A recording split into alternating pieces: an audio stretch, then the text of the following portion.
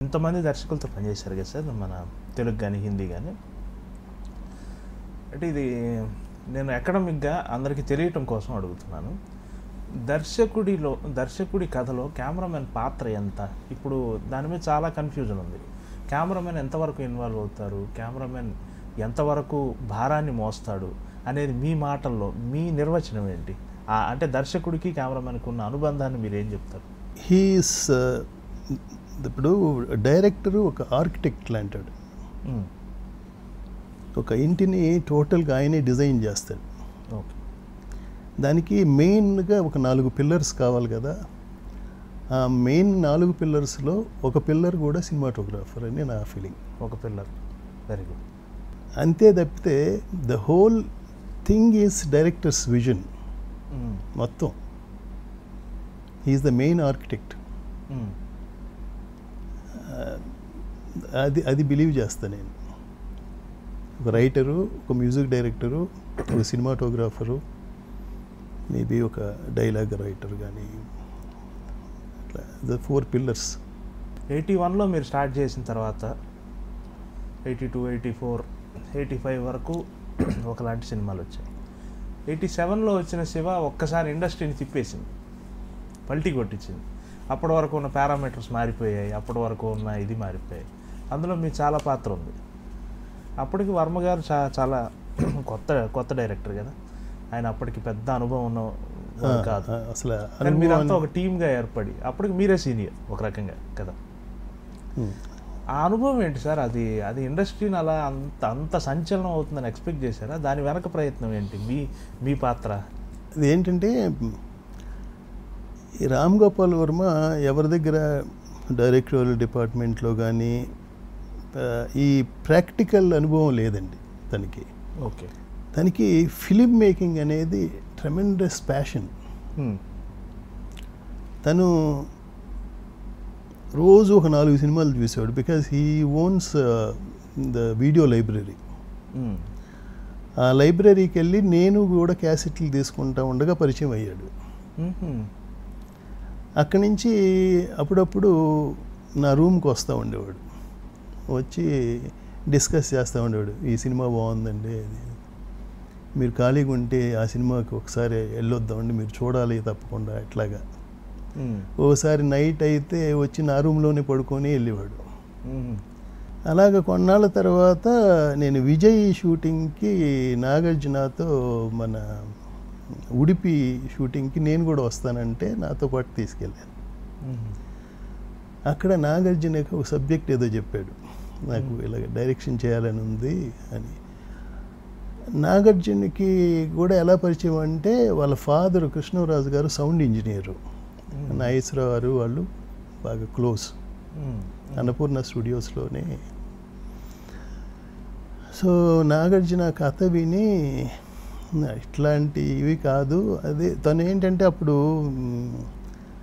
Some ghost back డ్రాప్తో అట్లాంటి కథ ఏదో చెప్పాడు. తనకి ఏదో అంత నచ్చినట్టుగా లేకుండా తను ఇట్లాగా ఒక యూత్, ఒక యంగ్స్టర్ హీరోగా అట్లాంటి కథ ఏదన్నా చేసుకో, అప్పుడు ఆలోచిస్తానన్నట్టుగా ఏదో చెప్తే, కొన్నాళ్ళు ఈ సబ్జెక్టు శివ సబ్జెక్టు చేసుకొని చెప్పాడు. చెప్తే తనకు నచ్చి తను గేవ్ ద బ్రేక్ అనమాట.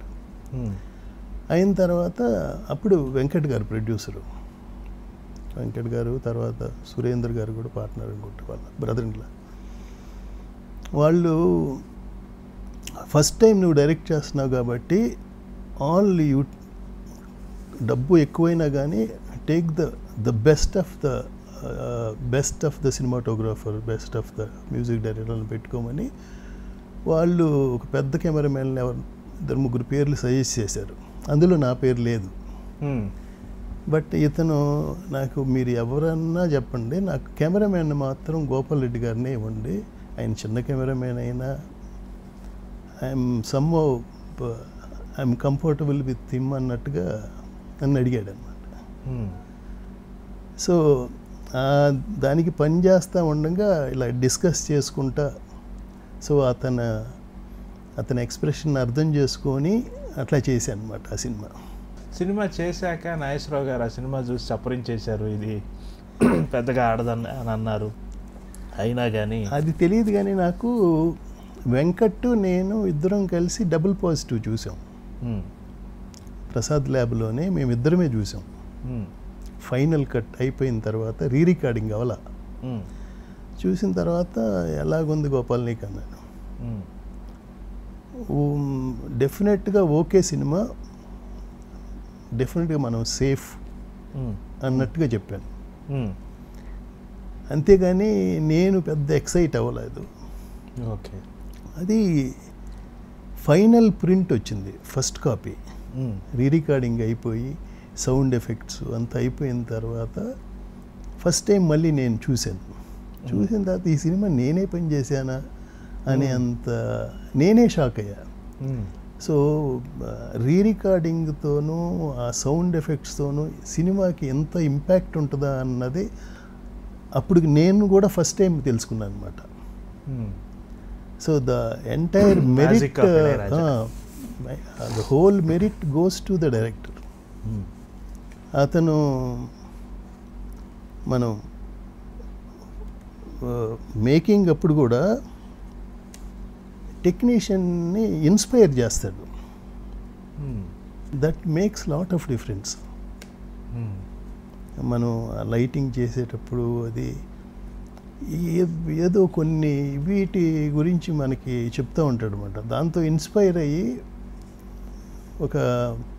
కొన్ని ఇంగ్లీష్ ఫిలిమ్స్ కోట్ చేయటం అట్లా అలా చేస్తూ ఉండగా నేను అప్పుడు గాడ్ ఫాదర్ సినిమా రిలీజ్ అయింది. గార్డెన్ విల్లీస్ అనే కెమెరామెన్, ఆ కైండ్ ఆఫ్ లైటింగ్ ఈ సినిమాకి ఈ సబ్జెక్ట్కి బాగుంటుందని అట్లాంటిది ఫాలో అయ్యా అనమాట. అది వర్కౌట్ అయింది బాగా. ఆ తర్వాత వర్మ గారి సినిమాలు కంటిన్యూస్గా చేశారు కదండి. క్షణక్షణం, తర్వాత శివ హిందీ చేశాను, దాని తర్వాత క్షణక్షణం మా ఓన్ బ్యానర్, తర్వాత గోవింద